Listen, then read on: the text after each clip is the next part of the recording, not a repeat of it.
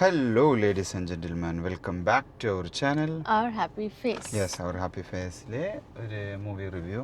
It's Kanta. Kanta, Tamil movie Kanta. Dulquer സൽമാന്റെ Tamil movie kantha. It's directed by Selvamani Selvaraj. Selvamani സെൽവരാജിന്റെ ഒരു director. Tamil director. Tamil മൂവികൾ നമ്മൾ ഒത്തിരി detail ആയിട്ട് പറയാൻ നമുക്ക് അങ്ങനെ ഒത്തിരി പടങ്ങൾ കാണുന്നതല്ല. എന്നാലും ദുൽഖർ സൽമാന്റെ പടം ആയതുകൊണ്ട് സ്റ്റാർ അങ്ങനെ ഒരു നമ്മുടെ മലയാളികളുടെ ഫേവറേറ്റ് ദുൽഖറിൻ്റെ അഴിഞ്ഞാട്ടം എന്ന് പറയാം. അങ്ങനെയല്ല, ആക്ടിങ് വൈസിൽ ആള് കുറേ കാര്യങ്ങൾ ചെയ്യുന്നുണ്ട്. ഒരു മൂവിക്കകത്തൊരു മൂവി. അതെ, സിനിമയ്ക്കുള്ളിലൊരു സിനിമ. എക്സാക്ട്ലി ആ ഒരു കാറ്റഗറിയിൽ പോകുന്നത്. അതിൽ ആള് അഭിനയിക്കേണ്ടതായ സ്ഥലങ്ങൾ അഭിനയിച്ച് കാണിക്കുകയാണ്. അതായത് സിനിമയിൽ ബേസിക്കലി ഒറ്റ ഫ്ലോയിൽ അഭിനയമാണ് നടക്കുക. പക്ഷെ ഇതില് സിനിമയുടെ ഉള്ളിലൊരു സിനിമ ഷൂട്ടിങ്ങും അതിൻ്റെ സെറ്റും അതിനോടനുബന്ധിച്ചുണ്ടാവുന്ന ആസ്പദമായി നടക്കുന്ന ഒരു സ്റ്റോറിയും കുറച്ച് കാലം മുന്നേ നടക്കുന്ന പഴയ ഒരു ക്ലാസിക് മൂവിയുടെ ഒരു റീക്രിയേഷൻ. അതവർ ബെസ്റ്റ് ആയിട്ട് ചെയ്തിട്ടുണ്ട്. ചില സീനുകൾ നമുക്ക് ക്യാമറ പ്രിന്റ് ആയിട്ട് കാണാൻ പറ്റും. ചിലത് കളർ ഗ്രേഡ് വരുമ്പോൾ ഒരു വാം ഗ്രേഡ് വരുന്നുണ്ട്. ബ്ലാക്ക് ആൻഡ് വൈറ്റ് വരുമ്പോൾ ബ്ലാക്ക് ആൻഡ് വൈറ്റിലേക്ക് പക്ക ബ്ലാക്ക് ആൻഡ് വൈറ്റിലേക്ക് പോകുന്നുണ്ട്. അതൊക്കെ സ്ക്രീനിൽ കാണുമ്പോൾ നമുക്ക് ഭയങ്കര ഒരു ഫീല് കിട്ടുന്നുണ്ട്. വിന്റേജ് ഫിലിം ഷൂട്ടിംഗ് ഒക്കെ എങ്ങനെ നടക്കുന്നത്, സെറ്റ് എങ്ങനെയാ ഇടുന്നത്, അതെല്ലാം അതിൽ കാണാനുണ്ട്. പണ്ട് നമ്മൾ ലൊക്കേഷൻ വൈസുള്ള മൂവികളല്ല, അതെല്ലാം കാണിക്കുന്നുണ്ട്.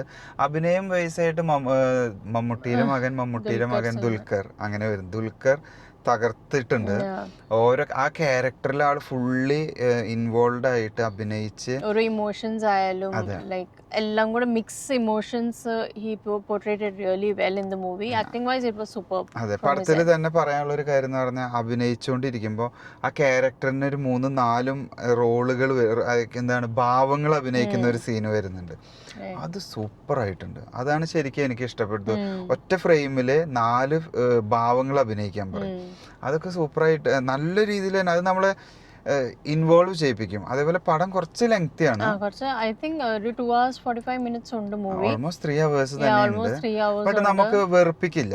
ഇറ്റ്സ് എ വെരി ഒരു ലെങ്തി മൂവിയാ, പക്ഷെ we are hook to that movie. ഓരോ സീൻസ് ആയാലും എല്ലാരും നോക്കിയിരിക്കും വാട്ട് നെക്സ്റ്റ് എന്നൊരു എക്സ്പെക്ടേഷൻ വെച്ചിരിക്കുന്ന ഒരു മൂവിയാ. Even if it's long movie നമ്മൾ ബോർ അടിക്കില്ല. അതാണ് പടത്തിൽ ക്യാച്ച് ചെയ്തിരുന്നത്. അതാണ് ഡയറക്ടറിന്റെ കഴിവ്. സ്റ്റോറി ലൈൻ ഉണ്ട്, നല്ലൊരു സ്റ്റോറി ലൈനാണ് പോകുന്നത്. പിന്നെ 2 സ്റ്റേജ് ആണ് കേട്ടോ. പടം 2 ലെവലായിട്ടാണ് പോകുന്നത്. First half is something special story. Second half I think very smooth story. Love story കാണുന്നതല്ലേ, നല്ലൊരു നൈസ് ലവ്. ആ ലവ് സ്റ്റോറിയുടെ ഡെപ്ത് കിട്ടണം വെച്ചാൽ ലാസ്റ്റേ കിട്ടുള്ളൂ. നമുക്ക് ഇനീഷ്യലി നമുക്കതൊരു നോർമൽ ലവ് സ്റ്റോറി ആയിട്ട് തോന്നും. First half is like very general ഒരു നോർമൽ മൂവി ആയിട്ട് തോന്നും. But second half invites you into more excitement and thrill into the movie. അത് സെക്കൻഡ് ഹാഫ് ലാസ്റ്റ് ആകുമ്പോഴാണ് ആ ഒരു ലവിന്റെ എക്സാക്ട് ഡെപ്ത് ആ ഒരു ലവ് സ്റ്റോറി ഇത് മനസ്സിലാവുക. പിന്നെ ഈ പറഞ്ഞ 2 ഫേസിലാണ് നടക്കുന്നത്. ടു ബി ഫ്രാങ്ക് 2 കഥ പോകുന്ന പോലെ തോന്നും. സെക്കൻഡ് ഹാഫ് ഇന്റർവെല് കഴിഞ്ഞ് വന്നിരിക്കുമ്പോൾ നമുക്ക് പിടിച്ച് ഹുക്ക്ഡപ്പ് ആണ്. ഇതിൽ പടത്തിൽ മുഴുവൻ നമ്മളെ പിടിച്ചിരുത്തും. അങ്ങനെ 2 നായകന്മാരുണ്ടെന്ന് പറയാം. ഒന്ന് ദുൽഖറും പിന്നെ റാണ ദഗുപതി ഉണ്ട്. ആളറിയാലോ, ആള് വന്ന് നിന്ന അഭിനയാണ്. ആളൊന്ന് വന്ന് നിന്ന അഭിനയാണ്. എന്തെങ്കിലും പറഞ്ഞു പോയ അവൾക്ക് ആ ക്യാരക്ടർ കംപ്ലീറ്റ്ലി ഫുള്ളി ഇൻവോൾവ് ആയിട്ടാണ് പോകുന്നത് അല്ലേ. സോങ്സ് കാര്യങ്ങളായാലും BGM ആയാലും കാര്യങ്ങളും സൂപ്പർ ആയിട്ടുണ്ട്. സോങ് ആരുടെ ആയിരുന്നു? ജേക്സ് ബിജോയ്. നമ്മുടെ തുടരും ആ ഒരു BGM കാര്യങ്ങളൊക്കെ ആയിട്ട്. BGMനൊക്കെ എക്സാക്ട്ലി ആ ഒരു